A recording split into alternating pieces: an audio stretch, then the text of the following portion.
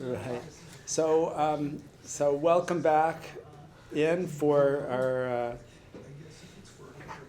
our third session today. I needn't tell you, and our first encounter with Ilanot as a genre. These are images, diagrammatic representations of the Sfirot that were inscribed on Yeriot Gedolot. Ze omer b'cho, v'ze omer b'cho. And they are among especially these first two, the closest to me, are among the oldest. If not, maybe I should just simplify and say these would appear to be the oldest Ilanot that have reached us. What year? The second one is dated to about 1453, I think, on its colophon on the verso. This one has no colophon. The paleologists with whom I've consulted, sorry, thank you. Paleographers with whom I've consulted have are inclined to date it to 15th, also 15th century, possibly earlier than that, and written in a Sephardic hand. One paleographer, did we just say? Mm-hmm. Yes, thank you. My English is going after too many years abroad. One thought that there was reason to think that it might have come from Spain to Italy. In other words, perhaps of Spanish provenance, certainly, at least in their estimations, written by a Spanish hand sometime in the mid-15th century, if not a bit earlier. Let me back up for a second from provenance just to say some very basic things. That first of all, I attempted to make these reproductions as close as possible to actual size. Wow. The bottom one is a bit oversized. The actual parchment is closer in size to these, but that's the one. I had that handy and brought it. It makes it a bit easier to look at together anyway, but it is slightly exaggerated. The third one, believe it or not, is quite close to actual size. It's a very big piece of parchment. It's not stitched together like we'll see tomorrow already, the beginning of Ilanot that are so big that multiple skins are joined together to enable the full presentation over sometimes a number of meters. Yes? So is it correct to say that this was not used as a roll? These are all... like on a wall somewhere. Yeah, you're right. I mean, that's one of the things I've mentioned. These classical Ilanot are, images that you can take in at a glance. They are not, unlike the timelines that are... those are actually also hung. Those are hung, but like you read them kind of, I don't know, you think that they're too long to have been studied hung. They're actually hung Like a Kabbalistic refractories. Yeah. I mean, which have like 20-foot high ceilings. But then how did you read the stuff on top? So, Who read them? okay, so the point... That's a good, I mean, that's a like question. It's like stained glass windows that are so far, so high up. It's true. I mean, This is the same phenomenon. I don't disagree. I especially feel that way about the Ilan that we'll spend time with tomorrow morning. These, I believe, are still manageable and probably less meant to make that impression of a totalizing representation of the divine reality that needn't necessarily be actually studied. these seem to me to be still of a manageable size, and in fact, I don't have a poster-sized reproduction of the verso of the second one, but I do believe I've put it on this Prezi, so you'll be able to actually see how the scribe who created it felt, how he dedicated it to its recipient. What, if anything, does the size tell us about the use? Well, I mean, I think David is right that when something reaches a certain size, and you have good reason to believe that it was hung, or like Talia says, when you see stained glass windows. 60 and 80 feet high. Where was I just in Paris, and it is, what's the church there is it Chartres that has those beautiful stained glass It's windows? not in Paris. Huh? No, not Chartres, but in What's Paris, the other one in Paris? the beautiful stained glass windows next to the prison. Saint-Chapelle, exactly, Saint-Chapelle. Exactly, it's like 100 feet Yeah, I high. mean, you need a binoculars to see what's going on Even in then, there, but yeah. it's, of course, the stories are still there and still told, even though they're hardly possible to appreciate unless you buy the coffee table book on sale there, where they've given you the. There's actually a book that just came out I- by, I think it's called Roll the Scroll. It's by Tom Kelly, Kelley. Norton published it. He's a medieval musicologist Oh, at Harvard, and I did hear he's something really about it, interested maybe in from you. Rolls, what? I think I did, maybe you mentioned Yeah, it to me. He's really superb, I'll and check it out. he has a whole book on these, on Rotoli, I see. Okay. Yeah. including, he had one or two images of Ilanot. Uh-huh. Oh, interesting. Well, they clearly all have fold marks. Yeah, I was So I they- was I about mean, to yeah. mention, yes. Maybe I can imagine, that they may have been hung up as posters or wall hangings Mhm. to be studied at a glance. But it seems to me much more realistic that they are created to cover the entire system as the scribe would want, Mhm. and then folded up to be, retained. But it's Oh, you think for amulet These two very use? early ones certainly do fold up, like they weren't rolled up. Whereas I think the bottom two were rolled up and not folded. But yeah, it's. I don't think that rolling is part of the experience of using These sides. Ilanot at this point in their history. I think that's a later development. What do I want to? Yes, sorry. I have a technical question. With a piece of parchment that large, how would a scribe or an artist be able to do the work without Smudging? leaving on something and smearing it? I mean, if it's not smaller pages that are Maybe one of actually these sewn together. standing, Great. these angled, Well, would, I don't know what it's called. What? a That's a stand. good question, and the script is so small. so Yeah. Barbie's suggesting, An angled, one of these like, what you have like a Draft- shelf a draft for the standard, table. but an Or the angled table. one, Easel, Yeah. you mean, an yeah. easel-like wooden Maybe. stand, and you angle Lower it. it, Move yeah, it, you lower it, move and it, raise right. it, yeah. Would each Ilan have been done by only Sistine one, Chapel, so you do. one Good person, question. or would it have been by a group of? We don't know, but for the most part, the texts seem to be of one hand. Did the same person do the text and the framework? I couldn't say really, but my presumption is generally that they give the appearance of having been executed by one scribal artist.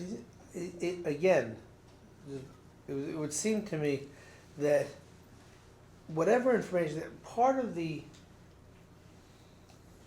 part of what you are to get, what you can get, is in the creation of it. If you make this so that you have a deeper and better understanding of the Kabbalistic, thing that you're putting together, and so I don't know offhand of I only know later Ilanot, but they all seem to be done by the same hand. But it would seem to me that the making of them is a very, very important part, even more so than the later studying of them.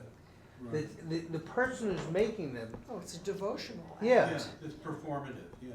Yeah, but I mean, but very few people could benefit from the making of it, whereas many people could benefit from the contemplation and the, So did people contemplate it? And we know that certainly once you get to what could be considered or should be considered luxury manuscripts, in other words, in manuscripts that have been that show a real investment of scribal arts and decorative illumination and so forth, that these were likely created on commission and that they were acquired by wealthy people who wanted to possess them. Were they ever Would- illuminated? I never. Yeah, well, I mean, you look at the Go one all on the the way back bottom there, and you'll sure. see even the one in the second from the bottom and the one you see Right. tomorrow will blow your mind. Oh, you're not going to be here tomorrow. I'll have to show it to you before tomorrow. You want to see it right now? Sure. okay, Yossi, is it okay if we get up and move around? Yeah, but you know what, can you let me say a few more Yes, words of introduction absolutely. before we, it's not total show and tell time, Okay. because I do want to say a few more things that to actually give, to give a bit more grounding in what is actually happening on these pages. So let me just say that when we examined the texts found in the oldest extant Ilanot parchments, or yiriot as they were probably called, at least in when some of them were made in the 14th and 15th century.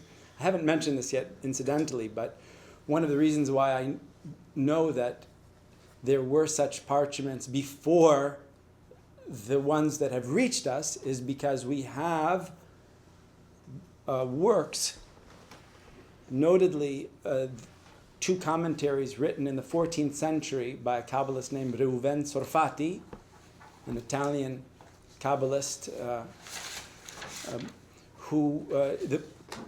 which are titled Perush al Hayiriah Hagdolah and Perush al Hayiriah Haktana. There's a commentary on the greater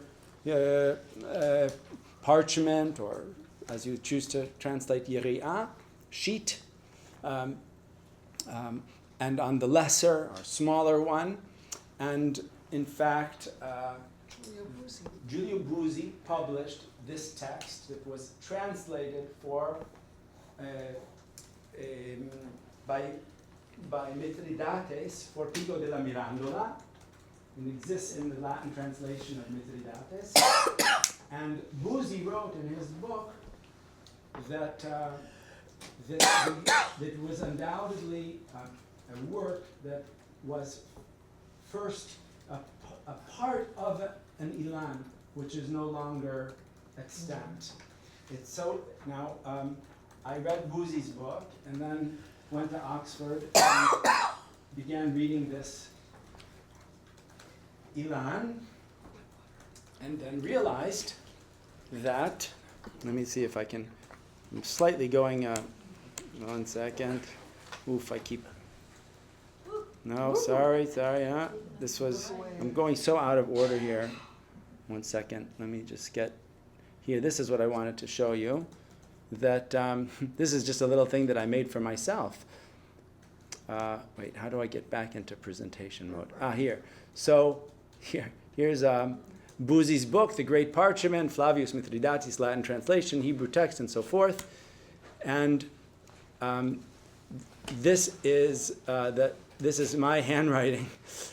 These are the numbered sections in Buzzi's edition of the text as they appear on this Ilan. In other words, this is certainly not the earliest parchment to contain this commentary of Sorfati on the Sfirot, which has also the name Igeret Sipurim. It's a very unusual commentary on the Sfirot, that letter of stories, a kind of highly unusual approach to introducing the Sfirot, written by Sorfati, accidentally called Igeret Purim by Sholem in a publication, and still in the National Library catalog today as Igeret Purim. but it's Igeret Sipurim. And Didn't we see Sipurim used earlier today in reference to Sfirot? Hashamayim Misaprim Kvod El, U'Maaseh Yadav Harakia. Yes. What is this, the Yiriyah Hagdolah or Ktana? This is This image this. that you've written on. I mean, that Ilan is a later copy. It's an early 17th century copy of a much earlier Ilan. I'm completely out of order at this point because I wanted to get there. But yes, this is a story in itself. This is an Ilan that was copied for Isaac Kozobon Oh, wow. by a Scottish Christian Hebraist by the names of James Hepburn, on the basis of an Ilan that had been in the possession first of Egidio di Viterbo, then passed to the library of Caterina de' Medici, before arriving in France, where Kozobon became aware of it and decided that it was in a condition that made it too difficult for him to decipher, but that he could pay Hepburn to make him a good readable copy of it. So this is that copy. And have you written about this? A little bit, History? yeah. I just wrote a little bit about it, but there's more to be said. But let me back up because, I mean, this is a colorful Ilan with a colorful story that I do want us to spend some time with. But let's just get there in a slightly more orderly manner. I want to go back to here. I want to tell you that this is not really such an exceptional case in its basic nature as a combination of some kind of introduction to the Sfirot and the diagrammic presentation of the tree. All of the early Ilanot that have reached us contain a text that we have been able to identify as one of the commentaries, which is another way of saying introductions to the Sfirot, that were written in the classical era of Kabbalah. So Sholem, in one of his famous sort of catalog-y articles, from relatively early in his career in the 30s, published a list of Perushei Eser Sfirot, commentaries on the 10 Sfirot, in recognition of the fact that this was a very common genre of Kabbalistic writing in the first hundreds of years of Kabbalah.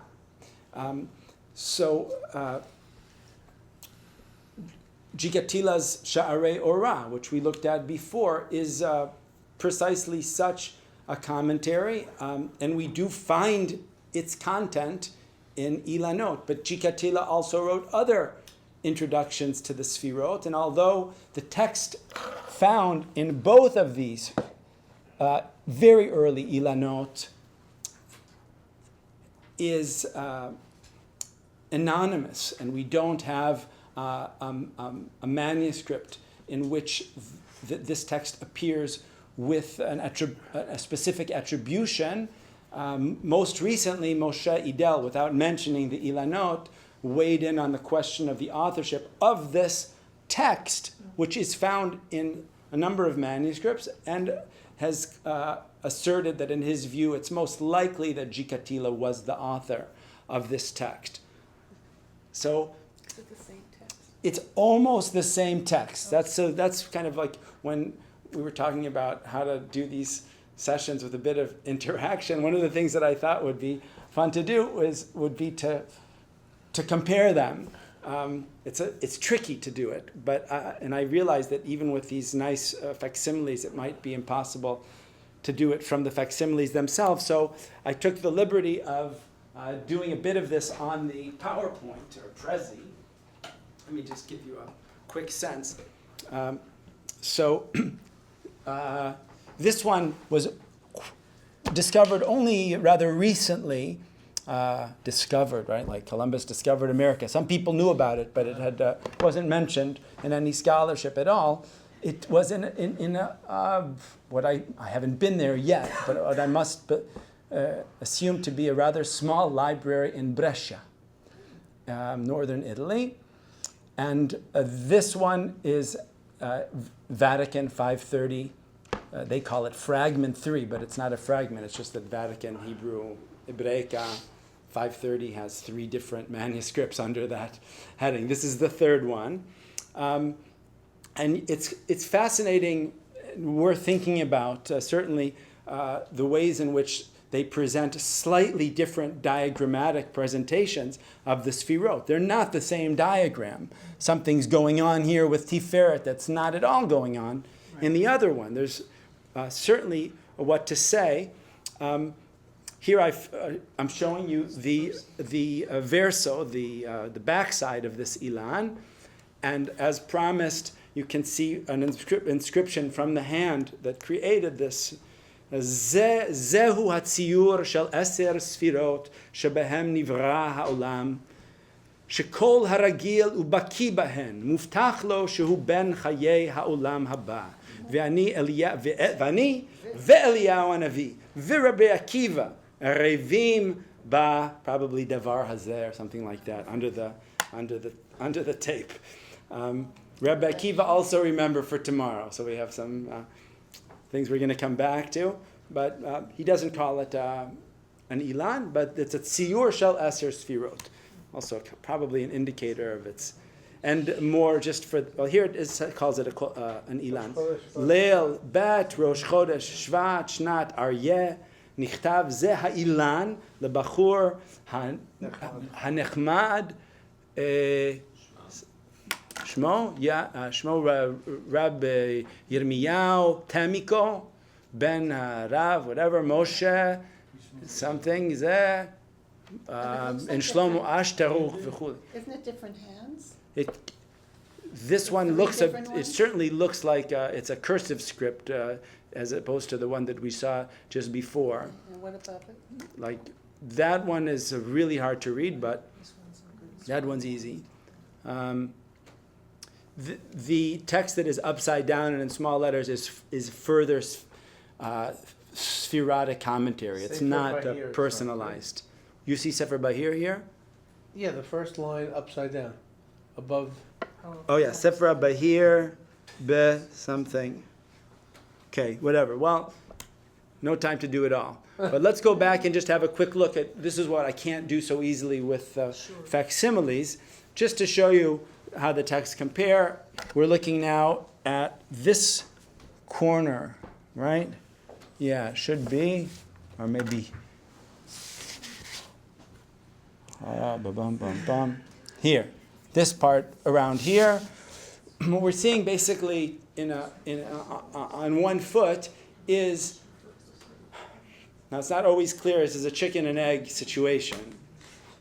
Either we're seeing commentaries on the 10 Sfirot that were originally written as linear codices that you would just read, I want to know about each of the Sfirot, and we'll go through one by one and present that material in the manner of a typical introductory work.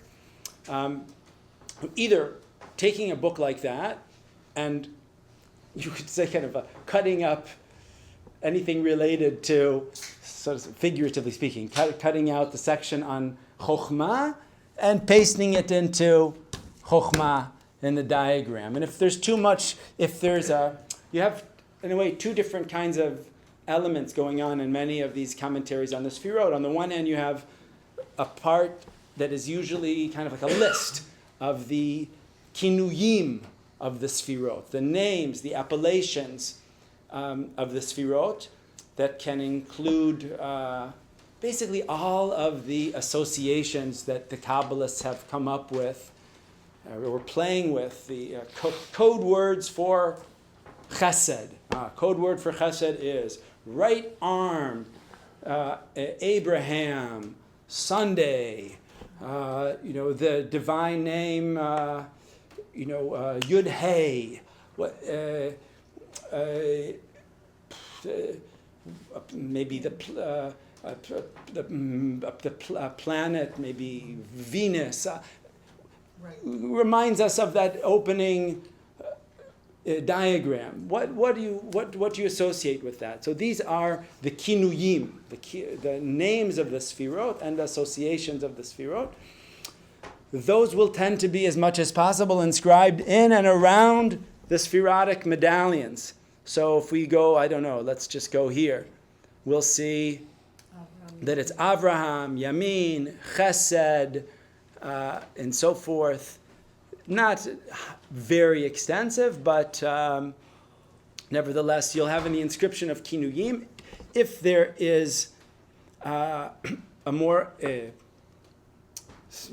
developed discussion of the nature of the Sfirot that isn't focused on its associations and appellations, that will be generally inscribed in other spaces, either outside of the figure or in the spaces within the figure. So now we have this here for Sfirat HaChochma hi hamachshava hanechezet baketer hanikra ein sof shehu sod hametziyut hanistarot ve'achokma hanikra bechol makom omek. Takes us back again to Sefer Yetzirah. Ve'aleha amar hakatuv mima'amakim karaticha ya ve'omer me'od amku machshevotecha, and so forth. So that's inscribed here on this one, and boom, jumped over to here. We have, let's see, I think it should be, oops, Right. it's this one. So that- Yeah. ספירת החוכמה היא תחילת המחשבה הנאחזת בכתר הנקרא אין סוף, שהוא סוד, what does it say? המציאות הנסתרת, והחוכמה נקרא בכל מקום עומק וכולי. Not word for word. Some could make you could certainly make a synoptic edition of this text. There are some differences, but it's the same work. And it's been inscribed on two of the oldest Ilanot we have. If you accept Edel's attribution to Jikatila, it means we have, a very solid introduction to the Sfirot by a sort of really authoritative late 13th, early 14th century.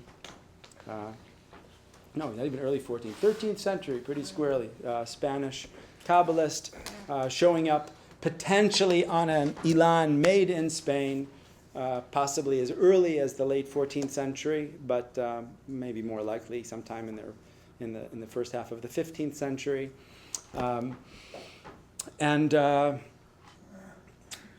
Yes. So you're saying the text that we have on these Ilanot, there's also manuscripts that just have the text? There is they're almost anonymous. always, well, in this case, it's an anonymous text. Yeah. So let me show you, for example, this is another Vatican manuscript.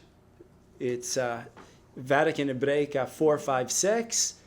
And this is I'm showing this to you also because it's fascinating in terms of the text-image issue. You find that they're not, sometimes, I think that this is indicative, at least to me it makes sense that it's indicative about a particular instance of the chicken and egg question.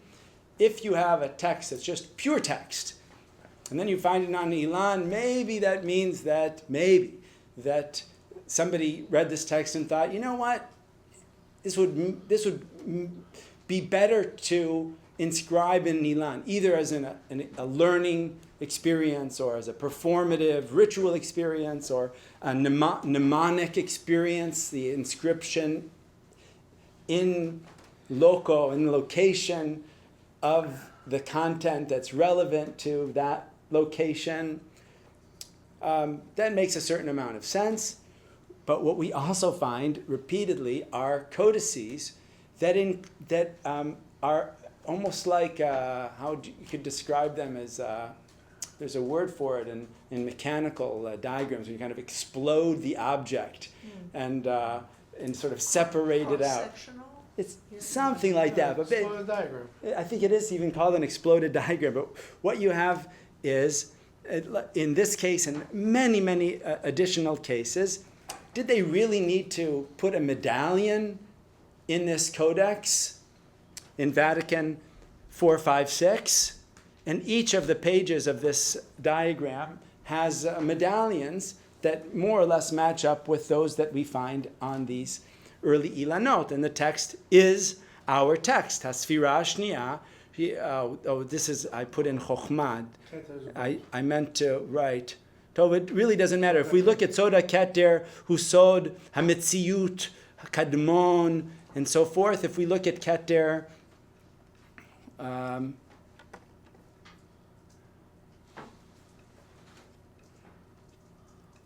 right? Keter Elyon, Soda Keter, Husod, Metziut, Kadmon, V'nikra Ehyeh, V'hu nikra Ein Sof, Ve'ein Lo Gvul. So, oh goodness. No, right here. Okay. So this is a case where the text of these diagrams is found presented in a codex with indications that the copyist, I'm speculating, but it would seem that the copyist had the Ilan before him and was somehow honoring, preserving in some way the diagrammatic nature of the material that he was copying. He didn't simply transfer, copy the text out. This is kind of holding the signs of the original artifact from which the text has been drawn. Now, in this case, again, it does beg the question, if this is written by Gikatila, was it originally a text netto of Gikatila, then it put into an Ilan, then a scribe afterwards wanted to copy the text and found it in an Ilan, but he didn't maybe want to buy a parchment and recreate it, or he wasn't a good enough artist to pull it off successfully, and created manuscripts like this, of which there are a number. So I guess the bottom line of this portion of the introduction to these early Ilanot is that there is a very close connection between the most prominent genre of medieval Kabbalistic writing, which is this genre of commentaries on the 10 Sfirot, and the earliest Ilanot that we have. Questions at this point? Yes. I noticed on the blow-ups of this one and this one that there are amuletic, there's mention of angels, demons that are there. So like Ishmael and that business, yeah. I mean, so and that's not. Yeah, like this. Yeah. Okay. So Klipot, Orla, Sarim, Ishmael. Sarim, Ishmael, and then on the other side. Yeah, it's going to say Esav, Sarim, Sarim. Orla, Klipot. Now, I mean, I don't consider this to be an indication of some kind of amuletic function. Kara Satan going up in an angle. Yes. Shmoteach. Yeah, That's Ana Bekoach Gedulat Yimincha Tatir Tzura Kabel Rinat Amcha Sagben Utarei Nura. This, I mean, I have no problem going magic, full throttle, and we'll talk about that tomorrow at the end when Ilanot are copied as amulets, just straight up, no doubt about it. But I don't believe that I believe that these early Ilanot, if we can sort of impose our language on them, I would say that to me they present themselves more as talismanic objects than apotropaic amulets. In other words, their function is more to make present the divine world that they are representing than it is to ward off evil and harm by virtue of their images. Yes. So what it made me think about was, I there's a collector in New York who has all kinds of Hebrew Kadisha material Okay. from centuries ago. Mm-hmm. I believe it's late medieval Mm-hmm. that there are the first kinds of pictures of people Mm-hmm. on deathbeds Mm-hmm. with small texts that are sometimes thought of as the beginning of the liturgies that are not really collected until Mavor Yavuk, Right. because we really don't have Hebrew Kadisha liturgies collected, Okay. and that they may come from the world of visuals regarding that tradition we Okay. have. These tefillot that were just recently being researched by Evan Leader at, I know Evan. yeah, you know Evan, so maybe. As a chazan, I know Evan. Yeah, as a chazan. As but a he fellow was- chazan. He was gonna present at Gamliel Institute's conference in Colorado. Okay. And I don't know if he's presenting on the, roots of where this come from, and if there's a visual artistic element Huh. about these kinds of representations, or if that was only Christian.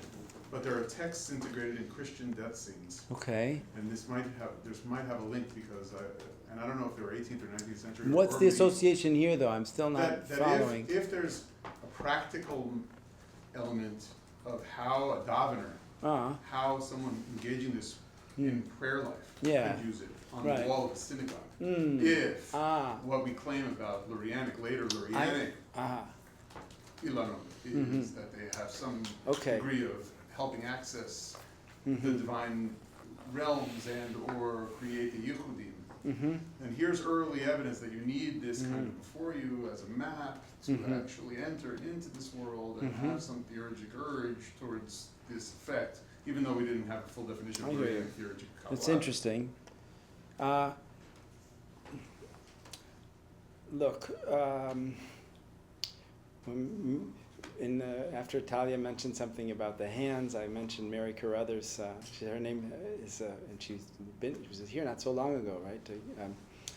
I would say one more thing I learned from Mary, with whom I spent a very special year at the Institute for Advanced Studies in Jerusalem, working on this visualization of knowledge project.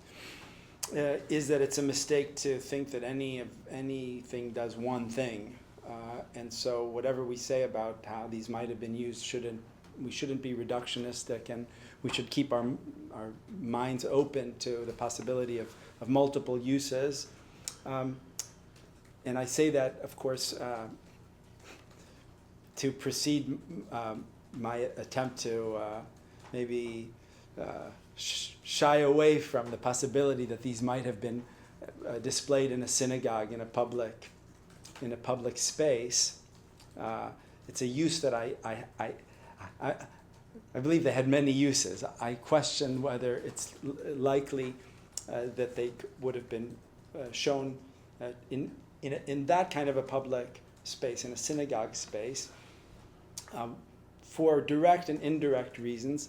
I haven't really said this in a direct way, but I think that there's good evidence for Ilanot being Kabbalistic artifacts that did maintain a kind of special status as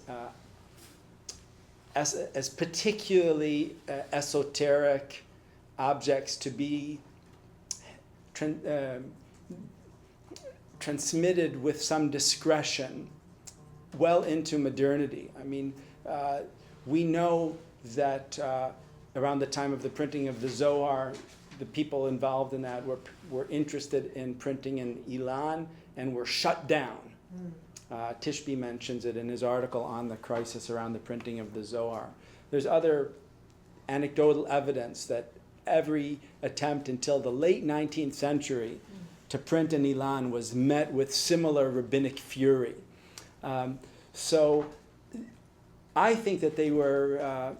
I think that they would have been unlikely to have been deployed in a public ritual setting, but not at all in a private one. In other words, a student of Kabbalah could, who would have had access to these, could have used them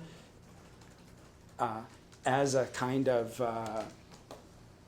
as part of a practice, undoubtedly with a visualization, as a way mnemonically of trying to control the commentaries on the Sfirot that are here presented in a spatialized manner that's reminiscent of the memory palaces that we know of from the early modern period.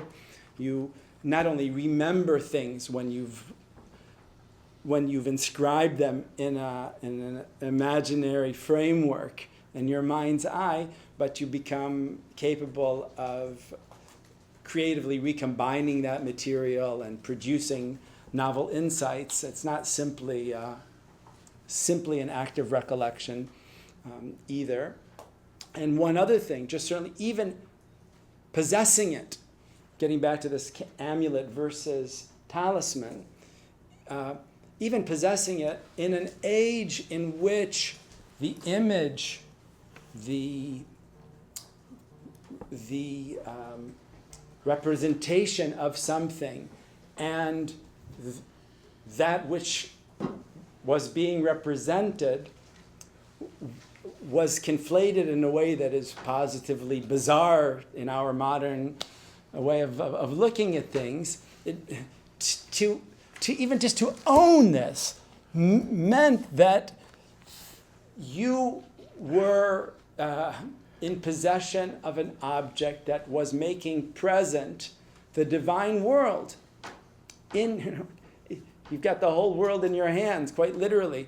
We're talking about a period in which if you couldn't make a pilgrimage to the holy places, you might get a map, not a Google Maps map to tell you how to get there, how to get from point A to point B, but some kind of visual representation of the Holy Land, and you would regard it as a kind of virtual reality. That's how we would probably say it today. I can't go to the Holy Land, but I can gaze upon this map of the Holy Land and participate in a kivrei tzadikim. I can virtually participate in an imagined pilgrimage to the place that I am seeing in this image. So what happens when you have an image that the Ramak is telling you is a representation of the metziut, the reality of the divine world? This is the divine topography. It means to contemplate it is to virtually be there, be with it, make it, have it be present, and have it, of course, attract, if this is a real kind of talismanic reading, to bring it down, right? That's you're bringing down the shefa. You have the vessels, you have a visual representation of the vessels, but that's okay because that's actually all you need. And so it's all of these things, really. Yes. That was extremely vivid. I was just wondering if you could say something about comparatively in terms of the Sephardic world, so like in North Africa and so on. Because, I mean, I remember years ago I was in Morocco and I saw shoals where, they're not very much used anymore, but I saw a couple of shoals where just every inch of the walls and everything was shivitis, just one of that. Now, I don't know, maybe that all happened in the late 19th century, or I don't know the history of that myself. But I'm just wondering if that might be an interesting, different history where there might have been more, again, I don't know whether it's Ilanot specifically versus Shemot versus Shivitis versus hands versus a million other Kamsas and a million other symbols that they have. Absolutely. But it is a different sense that you have where there was, where the in the synagogue was surrounded by these kind of visuals. Yeah, and it wasn't one or two Shivitis up in the front, it was just mamish everywhere. It's crowded. It's crowded with these images. We don't have early Ilanot of North African provenance. It's not. What we do have, beginning in the 17th century, Ilanot that aren't Lurianic, from Yemen, from Kurdistan, and very quickly we certainly have Lurianic Ilanot from North Africa. Once you get into the 18th and 19th century, it's probably fair to say that most I don't know if it's not, I don't want to say most of the Ilanot, but the Sephardic world and the North African world, and is very involved in the production of Ilanot. I can't do it all, right? Even in these 2 days, it seems so full. But it's. I mean, I'm just myself thinking about how, particularly in the more aniconic environment of the Islamic world, how rabbis, for example, in let's say 18th century Baghdad, allowed themselves to make Ilanot with pictures of Adam Kadmon with an afro and very anthropomorphically depicted. That's Adam Kadmon. The face of Adam Kadmon is for tomorrow afternoon, but I don't have anything from this period. Well, aniconic, but hyper geometric. Right. Visualization, but words and geometry. Yeah. Taking the place of all the more anthropomorphic. And you do images. see that in the earliest of the Yemenite and Kurdish Ilanot that we found. There isn't anthropomorphic imagery, and it is very much speaking with the visual language of those cultures. The Kurdish Ilan looks like Kurdish folk art with Kabbalistic diagrams. The Kurdish Ilan has one of the most interesting geometrical representations of the chariot that we've ever seen. Kind of kaleidoscopic presentation showing how each of the 4 chariot beasts has 4 faces, and kind of they do a fractal breakout of the chariot using kind of diamond arrayed medallions, each inscribed with Nesher, Aryeh, and so forth. Yes, Arthur. I just want to come back to your point about the function, and how a given thing can serve more than one function. But so you're saying if somebody owned one of these and they kept it close to them, but not to protect them against danger, but hopefully to bring them good luck, talismanically. But that seems very different from a meditative aid that transports you from one place to another.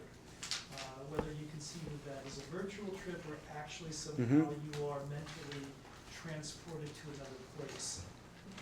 So for people, I guess if you don't mind my probing the question of function here, so the difference here between sort of magical and meditative, if you will, is that magical is supposed to have sort of immediate effect that alters what's going to happen. Yeah. Versus meditative is like more sort of philosophical, if you will, or virtual. We'll just say virtual. And those seem to me to be kind of very different sorts of things. So when you say for sure Ilanot were used talismanically, but then I'm really just curious to understand, and then you wax lyrically about it creating a virtual transported reality. I just want to know, for you teaching us, how do you see those very different kinds of functions as we try to imagine someone holding this at home, or wherever? Right. I mean, at different times, of course, in different places too. I mean, just to make it clear, I'm not at all denying the magic of Ilanot. Right. In general, quite the contrary. I think I sent it in the Dropbox, this article I just published called Practical Kabbalah and Kabbalah Practices. Yes. My one main argument there, I guess, if I remember correctly, is that it's all magic. It's all practical. But what I want to be clear about is that I don't think that we're talking about apotropaic magic. And this is where I want to... apotropaic magic means a magic that's specifically designed to ward off evil. These are not amulets in that sense. They will become amulets tomorrow. But these are not amulets to my mind. They are still magical. They still involve I mean, magical in that pre-modern sense, which is, can be understood in terms of sympathies, sympathetic magic, natural magic, whatever. This is not, hey, how's it going? How's it going? But also, Arthur, I think I mean, I think it's magic to be able to meditate on something and then to transport oneself to somewhere else and be there. I mean, that's. I'm agreeing. I'm saying that, but that's not a patropaic magic. But No, I know, it's not disagree. amuletic. Yeah. I actually disagree, because I think that medieval theories of cognition took into account the way that, Aristotle himself said that we need images to think with. And I think that there's highly developed medieval theories of cognition that involve the transition from the sensory perception of something to the abstraction of that. I mean, using faculties that are called imagination and intellect. And so what we might think to be magic is actually the science of the times. And I really think, I feel strongly No about disagreement on that, I think. I mean, what I'm It saying can be is- magic without and still be science. Well, first of all, it's not changing it may change the individual. It can change the individual by enabling the individual to experience things which that are not normally within the realm of experience. But it's not, number one, it's not theurgic. It doesn't change anything cosmically.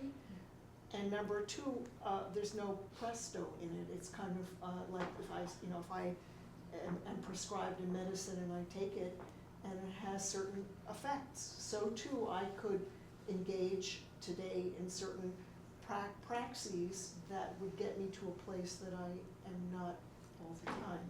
And I don't think that, I really don't think it's magic at all. That is to say contemplation or Yeah, no, magic is a loaded term. I mean, so that's why I'm trying to. It's not altering reality. It's taking advantage of other possibilities that reality offers, but that our consciousnesses are normally too limited to acknowledge. Well, no, I mean, I think it's a fascinating discussion. I'm just Yeah, trying to okay. understand, how you want us to understand these different ways in which these Ilanot could be used. And so you don't want to, for the early ones, you don't want us to understand them in amuletic sense, meaning as warding off evil.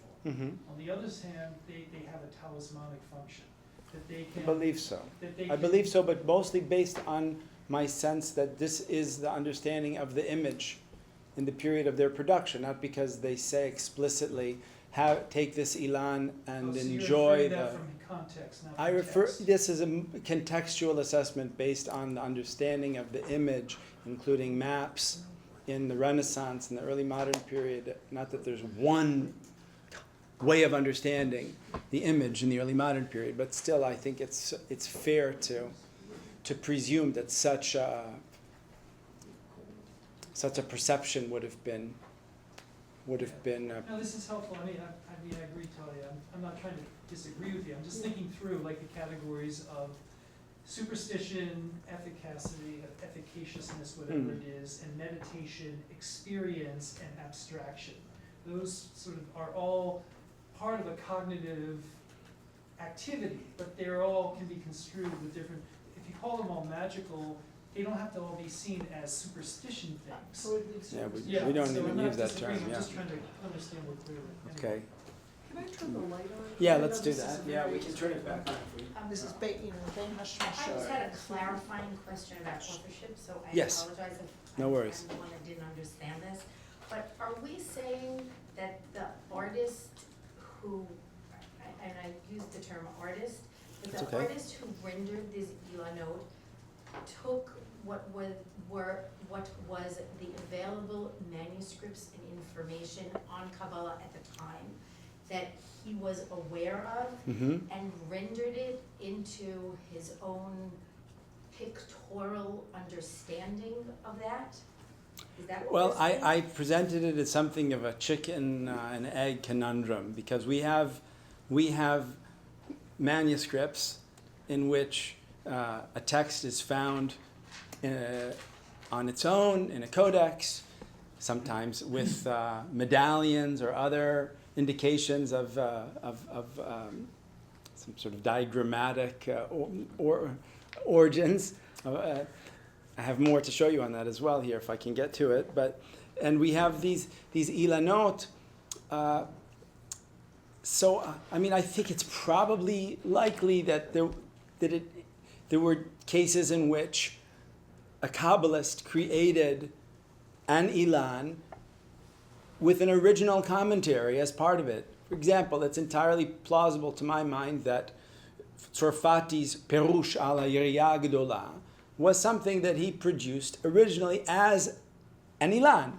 He called it a Yiriyah Gedolah. He didn't call it an Ilan. But that was originally an artifact that was a diagrammatic parchment, and subsequently few, if any, copies remained until by the beginning of the 17th century. There was that copy that managed to wind up in Paris and could be successfully copied. Of course, we don't know exactly whether Hepburn took any liberties as he created his reboot of this old Yiriyah Gedolah, but I guess because my question is leading towards whether it's the author of the manuscript who is also giving us the pictorial vision, or is it a third party that's coming in?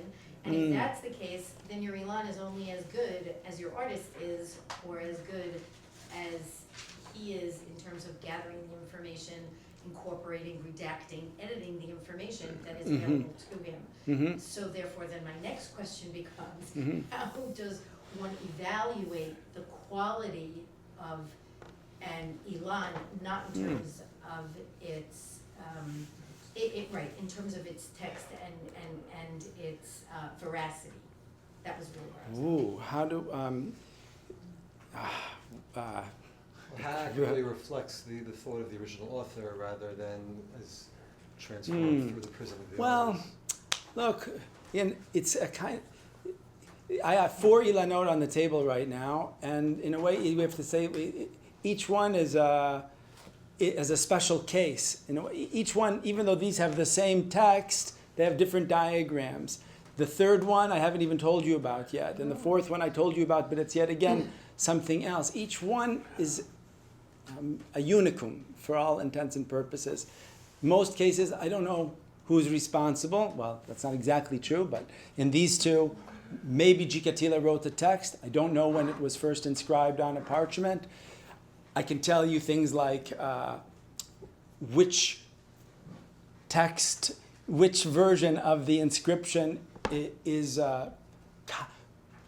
copied by a person who seems to understand it better on the basis of, let's say, scribal errors and stupid mistakes. Like sometimes you look at something and you say, wow, this was copied by somebody who didn't really understand what they were copying.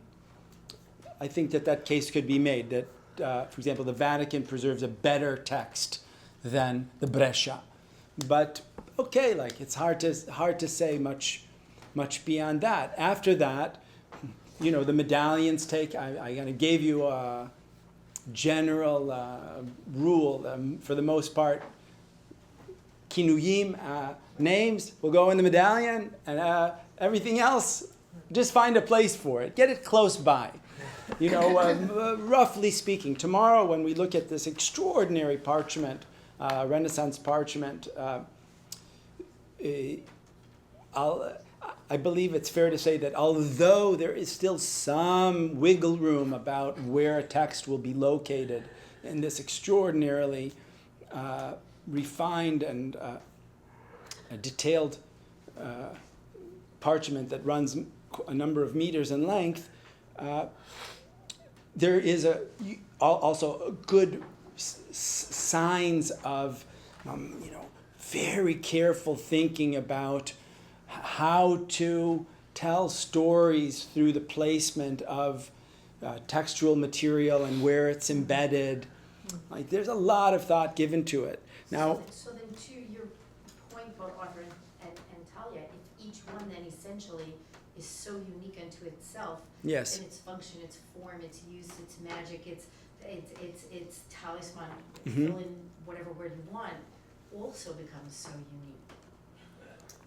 I think there are praxes that you learn.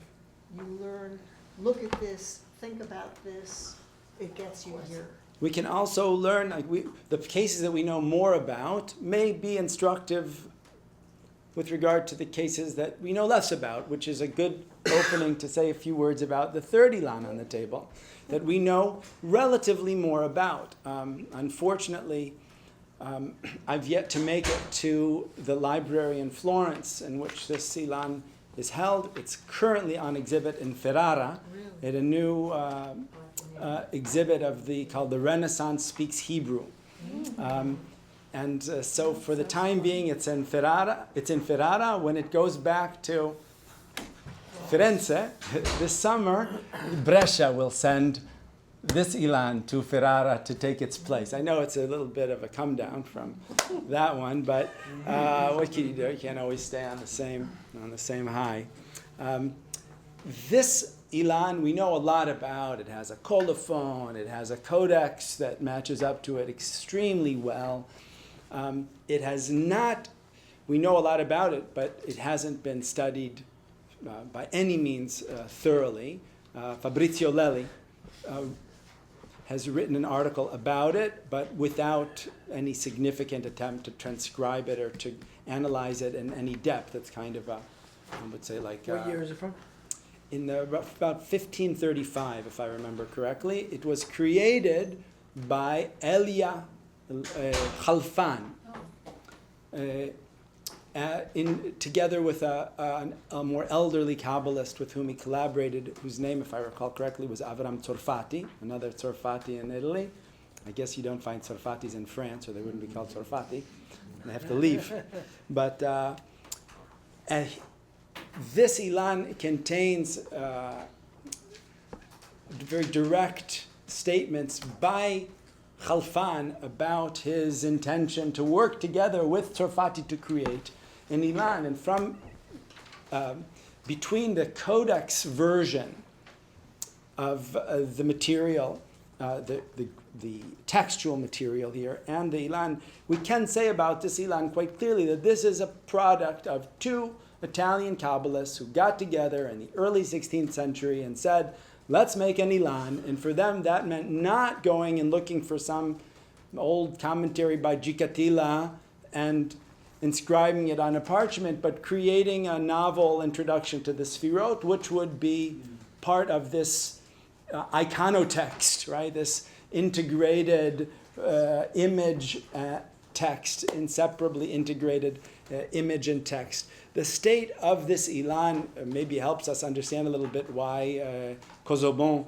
was frustrated when he saw the old Ilan in Paris in the early 17th century.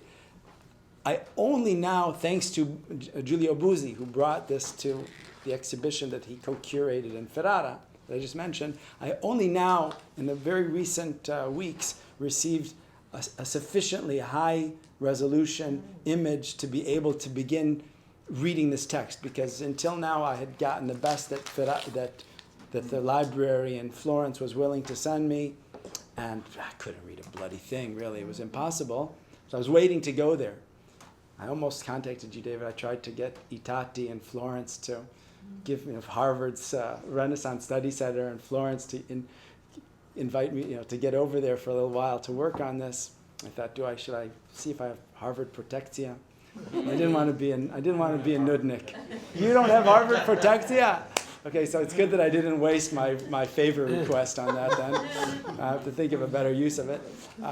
In any case, it's still hard to read, even with the best image that's much higher resolution. It's difficult to work on this text, but certainly incomparably easier. The problem is I've only had it for a couple of weeks and haven't managed to do very much on it since then. What I want you to see. That's the one where that would be. This is the Casaubon one. Yeah. This is the Khalfan. Oh, yeah. This is the Khalfan in Florence, and I have on the computer at least, pretty sure, this is a British Library codex that's in a way very reminiscent of the Vatican Codex I showed you a few minutes ago, that shows you Chalfan's text that has been extracted from the Ilan. If I remember correctly, this is presumed to be a Chalfan autograph as well. Maybe you want to double check on that, but I think that this is presumed to be a Chalfan autograph as well. And what you see is, Keter, Elyon, Ehyeh, and now the Kinuyim. Ein, Avir Kadmon, Or Tzach, Or Tal, Or Ne'elam, something Rachamim, Ava Rachamim, thank you. Milashon Berecha, Moach, Neshama, Yechida, some maybe Milashon Machshava, Rachamim, Pshutim, Me'ein, Ma'ayan, Hamit Gaber, with a hyphenated, Makor She'eno Posek, and so forth. Masoch Halavan, Zakan, I assume, or Zaken, but it could be Zaken, Zaken Atik, Lavan Kesheleg, Israel Saba, Aleph Gedola, Ukza, Shel Yud, Yud Mishem, Yud He Vave, and so forth. Kedem, Rom, Kecholam, Nekudat Cholam, Yerat Hashem, Adin maybe, Moshe, something Acharon HaNevi'im, Kohen Gadol, Sarei, Moshe Aaron's? Oh, Moshe Aaron, maybe. Sarei Eretz HaChaim, and he couldn't quite fit. Yom HaKippurim, he wanted to stick in there too. You can see he's using color also in this manuscript to make the distinction. And then the speculative section outside of the spherotic medallion. Im tishal ata hame'ayen ki me'achar she'adrachim kshurim ze bazeh kishalhevet kigachelet lama yechesu kmut le'eser sfirot. Hatshuva ki kol davar ne'elam eino v'chule. But this, just to show you, is Im tishal ata hame'ayen ki me'achar me'advarim kshurim ze bazeh. And if you go into Keter, you'll see, admittedly in very degraded form, the Kinuyim. That is this Chalfan. What's happening now in the early 16th century, it may have begun already in the late 15th century, but we have no dated Ilanot that can make that assessment with any certainty, is that we're getting a pimped out Ilanot. I think that would be the technical term for these Ilanot.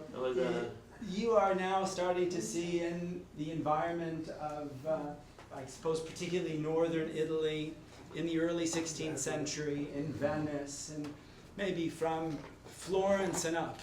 You're seeing Ilanot that now have additional iconography.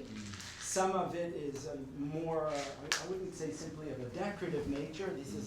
This is a representation of Adam and Eve in the Garden of Eden, and this is Satan, like Samael, riding on Lilith as a kind of snaky serpent, which is the way that their meeting is described in the Zohar, for example, that the snake is actually this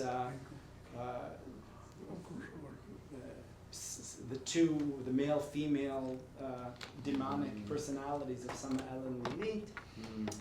So some representation of the Garden of Eden, that's also found in this Ilan, and in a more schematic manner in the Ilan that we'll see tomorrow.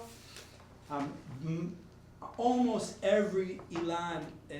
What is that there? Is that the Tower of Babel? This one, I think, is meant to be. Yeah, this and this is. These are both representations of the Mizbeach.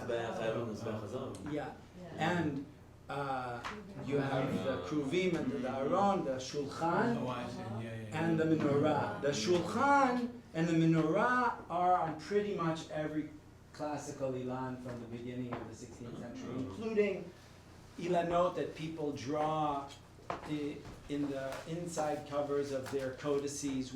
Almost any one of these, I could show you quickly if we had a moment. For example, in Munich manuscripts. When you say codices of what? Well, it can be a very miscellaneous, that somebody scribbled an ilan on the back, even amateurish. Okay. I'm not speaking about parchments, but if someone draws the 10 sfirot and has, we're not talking about what we would, in Israel, we would call a kishkush, a simple scribble, but if you went to the trouble of making some medallions and using maybe especially the inside cover and the first page that it joins to, and the fly page, you would then see some basic inscriptions like the names of the sfirot and some additional text, but always the shulchan and the menorah. How come they're not in these two? Well, I'm saying that I don't know why they're not there, but at a certain point they Earlier. are. The time when they start, and then once they start, they're always on. Once they start, Oh, you, okay. David was also showing me for a moment this a very famous ilan that may have actually seems to have originated in Christian circles and then was copied in Amsterdam into Herrera's Sha'arei Hashamayim. Yeah, With, Benjamin Godinez.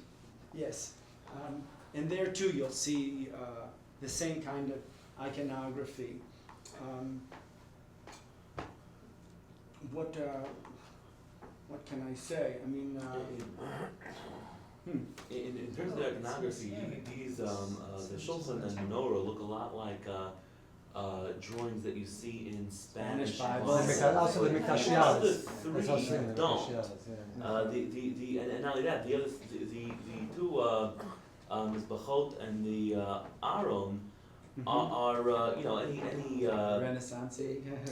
not only that, but totally not according to the way they're described in texts. So it's interesting to note that whereas here and with the shulchan they're actually very close to the way they're described in text. So similar to the Spanish one, right? Kafka v'ferach. So I wonder What the model was. I believe Yeah, that there was yeah. a Jewish model maybe for these, maybe a right. Christian source. Well, the Mikdashiyas have used Mechot also. Yeah, there's a lot of They do different, have Yeah, Mizbachot they in do, the heritage yeah. of the menorah, for example. But you're right, Not just in they the don't Spanish look and like, Italian Bibles but too, they don't in look different like this, places. that's as what well. Yeah, exactly. Right. They're using different models here. It's almost that someone who was creating something like this, who clearly had so much knowledge, used pretty models that don't correspond to textual descriptions, which is also interesting because who's reading what, who knows what. But you're assuming the person who's creating, Right. It's also the drawing, which is it- right. as opposed to somebody who has the knowledge but can't draw a straight line. Right. That's. No, but wouldn't you I assume thought of that that the, possibility. Hard to imagine Khalfan would just say, draw a picture of Yeah, exactly. cherubs here. In manuscripts, the scribe usually oversees the artist. I should, it's Very carefully. hard to imagine the way And, Khalfan writes yeah. about the production of this to think that he would have not been concerned with. Right, I mean, his if they images. use another artist, I mean, it's sort of, but Right. these scribes are not copyists, they're, Right. aren't there Kabbalists even today? You know, especially rabbis who write calligraphic amulets Yeah. with, Yeah. with very artistic diagrams and so Yeah. on. Oh, yeah, sure. Yeah. So, yeah, I mean, these could have been produced by the same sort of people. I mean, they're not, in other words, I mean, they combine a lot of these different aspects. I mean, they're informative, they're, you know, it's not a copyist. You don't go to a No, scribe and sort of no. say, That's what you know, Mikdashiyas. copy this text onto a Elan and then get an artist to draw pictures. Right, I I these also are really tend sort to of, think- unitary things, which are done having also with the asking somebody to do something for a and religious shape of the purpose, they shoulder. do it with a religious purpose. So those Yes. You're not, it's like writing a sacred Torah, I mean, there's a real, they see it as they're doing it so So, it's not copying in any ordinary sense of the term. Yes. I think also, it's worth, I'm the kind of person who goes to museums and shows my kids Mesopotamian British creatures with the lion's head, ox bodies and the wings. I go, kids, you see, these are kruvim. This is where this is when you read Ezekiel, this is what they were thinking about, right? These are the kruvim. And then, I'm the first person to say, what? These are not kruvim. But I have this question already on Chazal, because Chazal already is shying away from this Hebridic, what do you like South Park calls the man, bear, pig style, half man, half bear, half pig, right? So shying away from the Hebridic gatekeepers, the frightening gatekeepers of the divine realm that we see in biblical literature, and saying, oh, why are they called kruvim, Ravia, it's like a little child. So, I mean, I don't know if this is like kind of your subtext. Yeah, but I don't know if what you were saying was like, this is maybe Christian to make the kruvim seem like No, that's not what I was going. I was just going that assuming that they're just trying to, I was surprised more by just the lack of attention to scriptural and Talmudic detail in the drawings. I mean, in Spanish drawings, they're not represented as little people like the Gemara describes, but they are usually represented as wings, just wings. Okay, or even like a vague bird-like form, which but on top of a box, and often a box with two poles. Yeah. So here, even if it was just the kaporet, the cover, it's still it's almost like they're on some sort of ledge. So it looks like they are using a very different model. Architectural. They look more like a. What? Putai. But I think that is what. Yeah. the Little putty. That's like what Gemara was thinking of too. But you find them in like all the Rothschild names, all these Renaissance things. So, Sanchino's Talmuds have them in the borders. Figures like this, they're very much Renaissance figures. So he's in from the Spanish Bible that he's talking about. Yes, I know those. One of them. Just one example. I know But there's a lot of varieties of them. They're not just in Spanish Bibles, they're in Ashkenazi Bibles, or in Islamic Bibles. Teacher wouldn't want. In different places, I mean, different things in the picture. Right. And you can often trace them though to Spanish models. No. The whole array. And Rashi and the Rambam have different interpretations of the shape of the nose too. And they They're not taking that from Spanish Bibles. Oh, I think that when they have the whole array, which That's one way in which they appear. Right. Yeah, no, but another one's saying. Every couple of years. Chalfan was from I can take them to the Prof. village. No, this is private question. There's a whole It's not exhibited,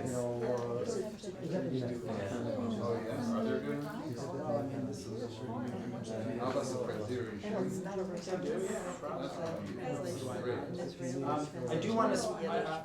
I want to spend a little more time with this Ilan, if that's okay. Oh, it is. Oh no, So, please. but I know that you No, I made don't it stand on ceremony. to see, so. Yes, I mean I can put this on the board as well if it's easier. In Washington. Whatever you prefer. It's kind of exciting to point, as I said. Would you rather that I interact with the poster or project it? Well, we have it about both. How about you leave the posters so people can look at it if they want to, but you do it over there, because otherwise 20 people can't fit around Yeah, there. 20 people can't fit around This is the there. same one. Is it? Isn't it the same as this? It is that, yes, it is That's the one that. that Kazavan had copied? That is the one. That is the one. It's a bit, it's a bit small to read, but that I showed, and now we're here. It's very Ah. plain, but these are. Oh, wow. And this Yeah, I is, see what this you is mean. Stephen Fine's book, I mean, so Oh, these yes. are like 3rd century, 3rd and 4th century. Right. So that, but for that, and the rest is simple. Yes. And very, like, low end. Right. And the other ones are very high end. That's interesting. Yeah, okay, is this, oh, this is, okay. I think, there's more stuff to say about it, and so. What I'd like to show you about, maybe this is good enough, but what I'd like to show you on this Ilan, which, as I said, was executed rather late. Now this, I misspoke before. It wasn't copied in 1607. This was a later inscription. It was copied in 1678? No, that would be just the opposite. What, Taf Lamed Chet? Taf Lamed Chet is 1678, right?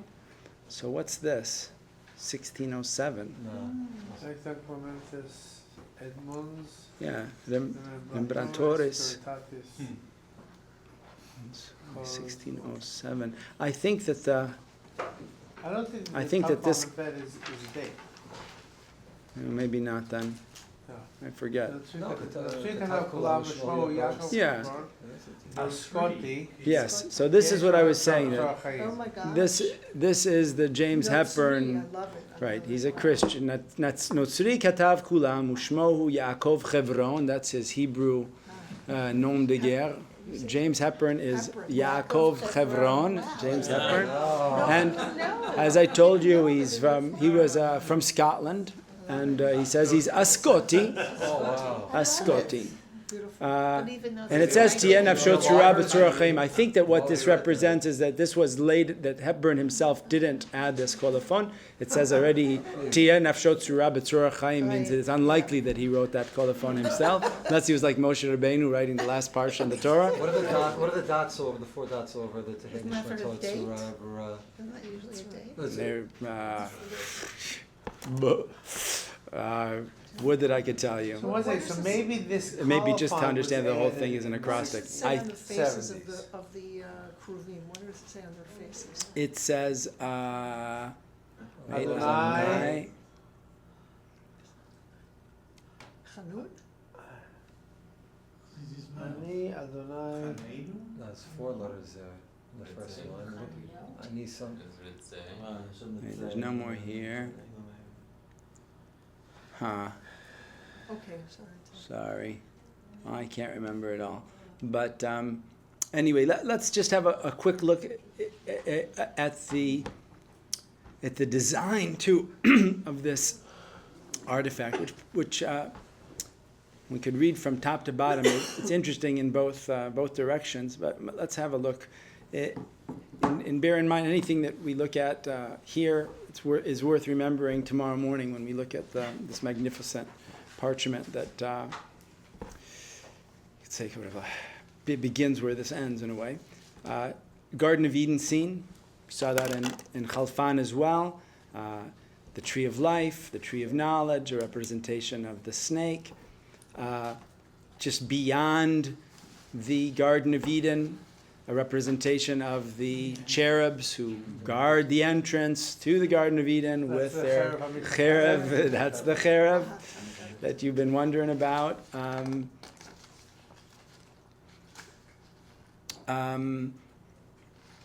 I think that this is probably meant simply to be the world outside of Eden, east of Eden, as it were.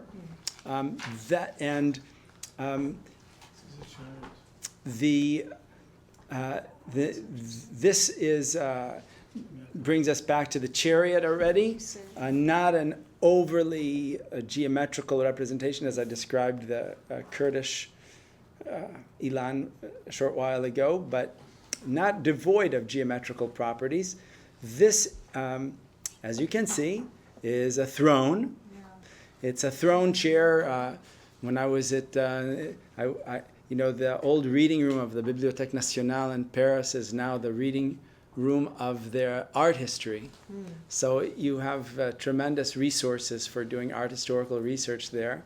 And so they have a lot of books on decorative arts and furnishings from the Renaissance. And it turns out chairs that look just like this were found in the homes of the wealthy Italians of the period, and also in synagogues as well. They're called sometimes cabinet chairs. They usually had some kind of storage space here in the lower section, but these is a very throne cabinet chair of sorts. Do they have an awning on top of it? I think this is meant to be a representation of the rakia. Now, this whole representation of the rakia is quite interesting. Now, we know from Ezekiel that the heavens open, and the first thing Ezekiel sees are the liminal gatekeepers, those kruvim, the Hebridic beasts with their 4 heads. Each one, you have the Pnei Adam, Pnei Aryeh, Pnei Shor, Pnei Nesher. And each of them has 4 heads in turn, which you see represented here pictorially in Roshei Tevot. Pei Aleph is Pnei Aryeh, Pnei Nesher, Pnei Shor, and so forth, Pnei Adam. The wheels, although they didn't go to the trouble of embedding them with representations of eyes, and above the wings of the cherubs, the kruvim, is this expanse, the sapphire expanse, kidmut harakia, which, for whatever reason, does seem to be rendered pictorially in what looks like a canopy over the throne, but is represented in geometrically in a very. I'm going out on a tiny limb here to say that the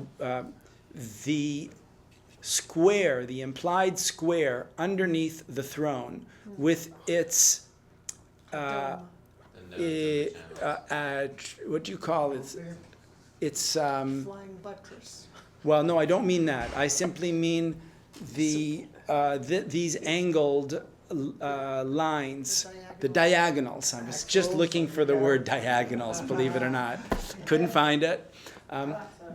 When you have a square with these diagonals drawn in medieval and late medieval works of geometry, this is the way they drew cubes. They didn't do like we have today, how we draw cubes today. They took a square and they drew diagonals in from the 4 points of the square. So I think it's whatever. I mostly say it because it's in a way rather charming to me that they used a kind of geometrical, conventional language for representing a cubic figure, and colored it blue to give to give us the rakia upon which the throne of glory sat. What year is this from? Well, I'm going to say that the copy was made in 1607 of a much earlier original. You know who's written about this quite recently? Tony Grafton and Joanna Weinberg, in their book on Kozobon, retell the story and provide a bit more information than was previously known about the backstory, you might say, of this Ilan. James Hepburn, by the way, went on to make an incredible series of printed images of the Virgin Mary printed in Rome, maybe 15 or 20 years later, surrounded by all of the alphabets of the world, in a kind of reminiscent of Kircher and these guys. It's called Virga Aurea.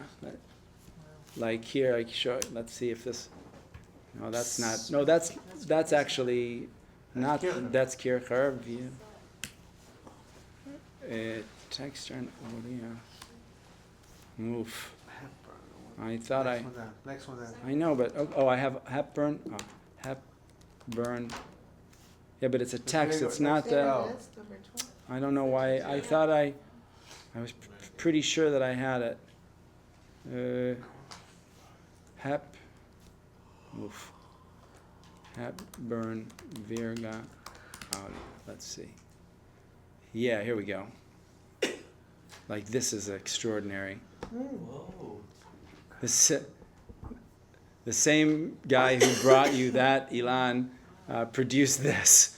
And this is just one of a series of plates that he made. It's full of Hebrew. You see, Kalach Yafara Ayati Umimein Bach, Chama. That's and standing on the moon. Quite extraordinary. I have better images of it. I don't know why I can't find them now to bring you. But here you see also Miriam.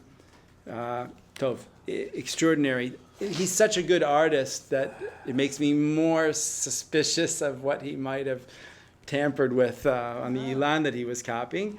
But would you guess that the original that he was copying from was not color? No, he was married to somebody named Mary. I never, honestly, to this day, we see some use of color in early 16th century Ilanot, but this one is off the charts. It's early 17th century, and it's one has to wonder. The color, I think this image slightly exaggerates the colors. I just saw the original in Oxford a few weeks ago. The Sulam Yaakov. This is a thing, we'll see it even more tomorrow with a great parchment, that you have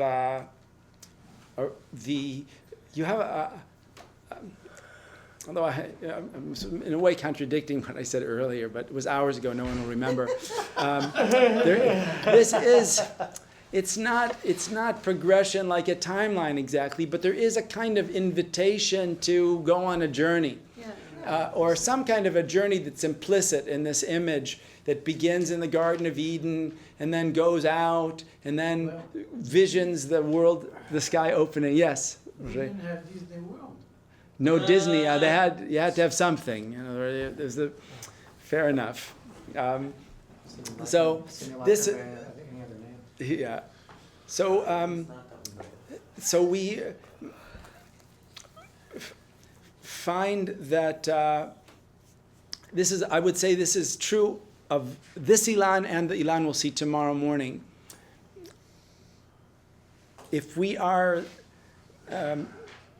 If we bear in mind Ezekiel 1, Ezekiel 10 is almost the same, but whatever. If we bear in mind Ezekiel 1, if you're going through the stages of the vision and you get to the point where you're at the throne, the Kisei HaKavod, then what do you expect to see on the Kisei? Dmut Adam, right? You're expecting, if somebody is pictorially representing the vision of Ezekiel, the pshat of Ezekiel, we should see some kind of human figure at this point sitting on the kisei. But in fact, in this Ilan, and in a way, although the throne is more beautifully depicted here than in the one I'll show you tomorrow, the one I'll show you tomorrow, in a way, to me, more forcefully expresses the fact that if you want to know the image of the divine that is sat upon the throne of glory, see the tree of the Sfirot. The tree of the Sfirot is sitting on the throne. That's God sitting on the throne. That is the image of God. It's even, as I said, it's like here you might, it's not exactly maybe positioned, it's a little bit little bit off center. I don't know, but this is to me at least quite clearly implied by this diagram, and even more clearly expressed in what we'll see tomorrow. The Sulam Yaakov, the Jacob's ladder, with the somebody was mentioning a short while ago these winged angels, just the wings. The wings stand for the angels. Exactly. What do you mean with the one on my right? Kulam nirtavu besifrat? Where are you looking?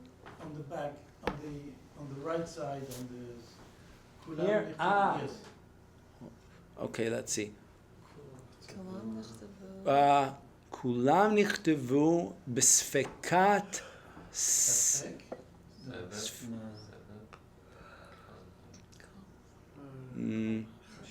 כולם נכתבו סבב כל אחד בספק,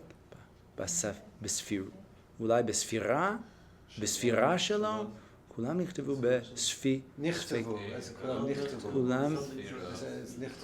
כולם נכתבו, בספירות, אולי בספירות. It does look like a kuf, but sometimes they put stuff under the resh, like they'll put a yud or a vav under a resh sometimes. They make the reshes kind of big.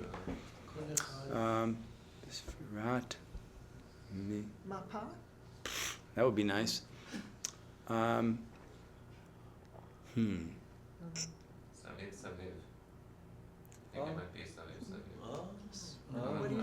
Could be, yeah, saviv, saviv. Bisfirot saviv, saviv, kol echad.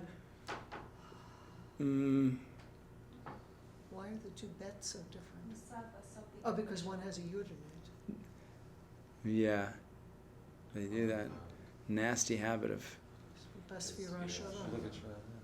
Basfira. I think it probably is meant to be Sfira Shalom.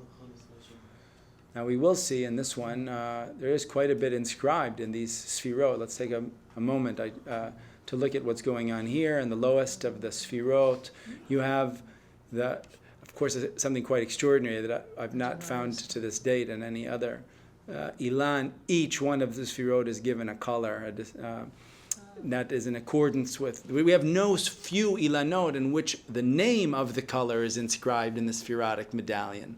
But to actually use a different pigment to color the medallion, that's special. And why do you think Tafya is given such prominence? What does it mean? What does it mean?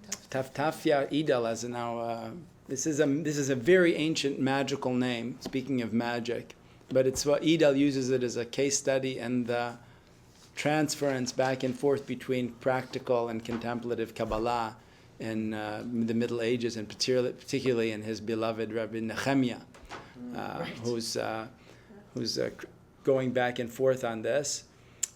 There's why is it here? I mean, it's not it's a divine name. I mean, divine names get regularly inscribed in Ilanot. It happens to be a divine name often associated with Metatron that shows up on in Jewish grimoire manuscripts and amulets and so forth. But it has a kind of life of its own.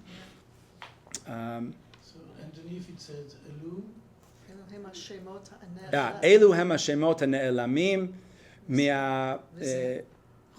v'zeh. להוציא מן הכוח אל הפועל. Yeah. Begimatria Yerushalem. Yeah. So, well, I mean, it's also not one or the other. I don't see what was so particularly magical about that. But for example, what we'll see tomorrow will have in one corner of it instructions for astrological divination. It's not. But again, when we say magic, we don't necessarily mean anything that wouldn't be considered scientific or Kabbalistic or whatever. It's just good natural magic is good science. And around 1500. Why not? But in any case, let's go back and have a quick look. The inscriptions here feature various associations, good classic applications of the diagrammatic arts. These, if you looked in a commentary on the Sfirot, you could find these kinds of associations with the lowermost Sfirah. You've got an interesting presentation of them, but that maybe more could have been incorporated into the medallion itself. But he's filled the medallion with one divine name that's uniquely associated with that Sfirah, filled it with a color, and then had to resort to the band surrounding the Sfirah for the first level of associated kinuyim, inscriptions, Shechina, Tata'a, this form of the divine name combining the tetragrammaton and some aleph like Ehyeh form, Malchut, Knesset Yisrael, Metatron, Marit Kol Agvanim, Kulam, Ba Galgal Levana, Or Nekeva Mutba. Which is kind of interesting to say here also in light of our frequent invocations of astronomy, to say that this, saying that it contains all colors and having this rainbow thing going on is cool, but really in keeping with Kabbalistic teachings on the lowermost Sfirah. It's prismatic, but to say that the orb of the lunar orb is found in this lowermost Sfirah was certainly an odd locution. To say that it's somehow parallel to it, I can understand, but where does the moon normally? Well, the lunar orb is the lowest in the Ptolemaic concentric circles. Right. So then, where you have the four elements. In the last Sfirah? I guess, but not. Yes and no. Maybe. I could make it work, but I would normally expect there to be something like, from the lowest Sfirah, you might go to the intellects, and then you might go to the Galgal HaMekif, or the Galgal HaMazalot, or something. You wouldn't jump all the way right away, say that this is the Galgal HaLevana. It's a big skip. It's a big jump. Anyway, more of similar things. A permutation of a tetragrammaton, a variation on the tetragrammaton, and Ehyeh in some form. The typical, let's say, received name of the Sfirah, Yisod, Tzaddik, we're looking at here. This is El Shaddai, El Chai Shaddai. Tiferet is very elegantly displayed here. Another divine permutation, Tiferet, the colors, Argaman, the patriarchs, and so forth, as you would expect in a very classical commentary on the Sfirot, even though, as I said, the text here is an unusual introduction to the Sfirot. So right further down, they have all the Egel Arufa and Paraduma and all the way around the center circle, all the Torah things. Right. Well, some of this stuff is can bear. Let's see if it has any of this. This is all basically. All the stuff from the Torah. Yeah.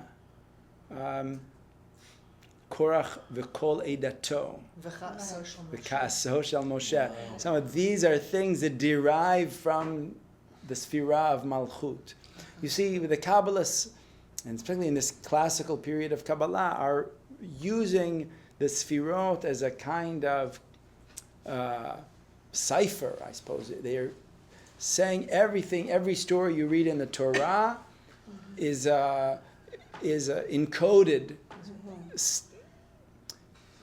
And it's symbolic.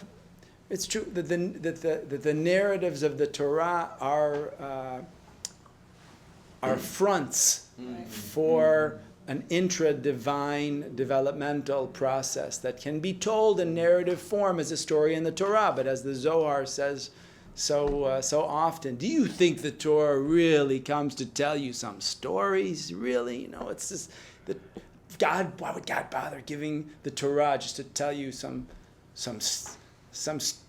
history stories? No, this is just a veil behind which it's true. The stories are true, but the omek hapshat, right? The depth of it is that it's the true story of the inner life of the divine. And when you get an introduction to the Sfirot, or a Perush al Eser Sfirot, you're getting a book like you might give to a code breaker that you can hold as you go through the Torah and say, here it says this. Oh, I know. I can now switch it to the Sphiratic language in order to convert the narrative that seems to be somebody begat somebody into what's going on in the divine realm. David. It's interesting that some of the things around this image that you have right up there around Malchut are also up around Tiferet. So Kohen, Ketoret, and it's true. Are there. I don't know if that's unique. It's they're non-exclusive associations. It's very true. But you see right around Tiferet. But that's true for Kinuyim in general. Right? Absolutely. You'll Absolutely. Find, in Pardes Rimonim, you'll find that one word can refer to this Sphira, but it could also refer to exactly. this Sphira. There is fluidity. Also, getting back to something that David pointed out that I also think could also take us back even to what we were reading in the Chayat. We will see in all of these, I can't say for sure about Chalfan, but I think also Chalfan, I just haven't spent as much time with it. At least the first two and the fourth, that if we don't have a right-left inversion, we see some unusual indications of placements that suggest some kind of inversionary imagining of these basic categories. Like on the left, you're not expecting to see over here next to Gvura and Pachad, Chesed Avraham. No. That's wrong. But you see that also if I go now to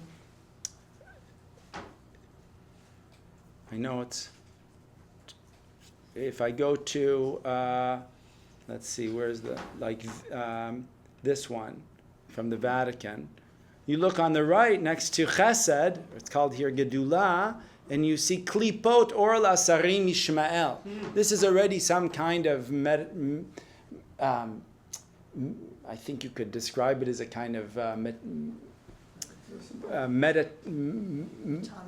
no, I want to say like a cancerous growth off of... Yes, that's the word I was looking for. Thank you.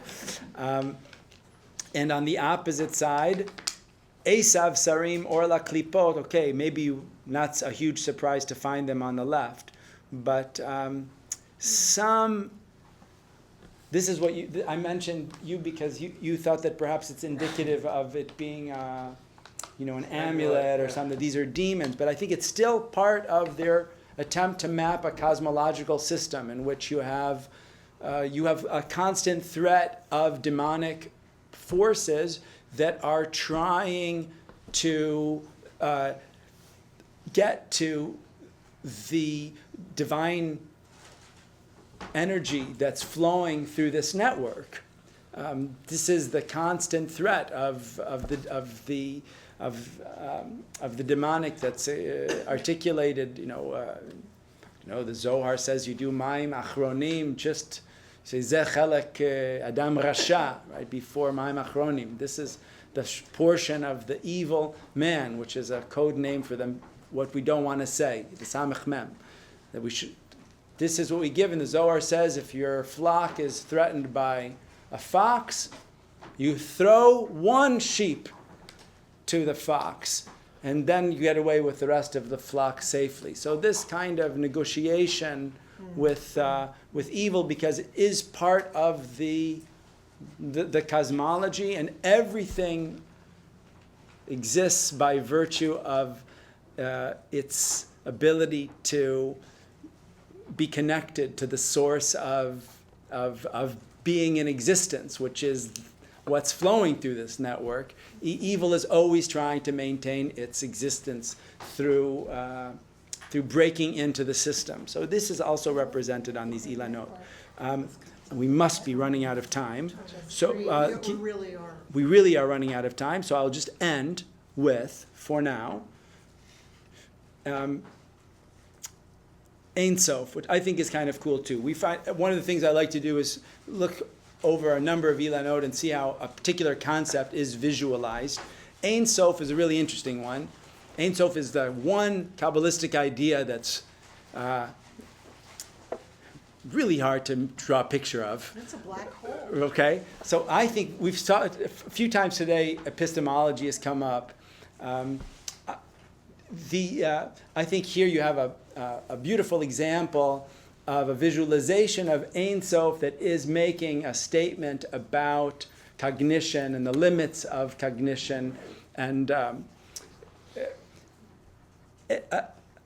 although most Kabbalists would probably agree that conceptualizing Keter and Ehyeh is beyond the limits of the human mind, we know that, at least Jikatila thought that Keter was Ein Sof in some sense. But for those Kabbalists who say, no, there's still a remove, there's still a good reason to distinguish Ein Sof from Keter, the question is, what's the interface between them, and is it an epistemic interface rather than some kind of ontic interface? I think the epistemic interface is represented by this dark cloud of unknowing that hovers above Keter. This means that you simply can't know anything. The black of the cloud, the darkness of the cloud, to me, must mean that beyond here, it's utter darkness to us. We see this articulated explicitly in Lurianic Ilanot that I'll show you tomorrow.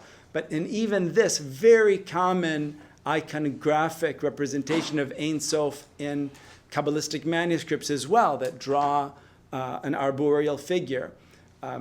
This is like one of those, what do they call those kiddish cookies that are like the half black, half black and whites? Yes, Roger. That one was just called black and white. Is that a wall on the left? So you're saying those are Ein Sof? I don't hear you. Is that a wall on the left? What is It does look like sapphire stones, maybe referring to like mime, multi-crew. When you get to the it's Livnat Sapir or I'm not exactly sure what it represents. See, Hmm? If it's Livnat Sapir, it's all you could see of the bottom. It could be also Yafeh. Now, and again, I think that this black and white is really, obviously, Ein Sof is light, pure light. But it's a light, the likes of which we have no capacity to grasp. And so the part that, so to speak, the part of Ein Sof that faces us, that faces the Ilan, is black. But the part of Ein Sof that, so to speak, faces the rest of Ein Sof is white, as it were. And here, just maybe a fitting ending to today's conversation, in some respects at least. The inscription beside Ein Sof is taken right from the philosophical page, from the Rambam, who in the Tibbonite translations of the Rambam that are ultimately dependent on Aristotle. Ein Sof is ilat ha'ilot v'sibat hasibot. You don't get any more philosophical formulation than that. The cause of causes. The first mover. And that's where philosophers and Kabbalists always agree. This is the God everyone agrees on. So on this amazing note of harmony between philosophers and Kabbalists, and with cookies as well, may, first of all of us want to thank you. Oh my gosh.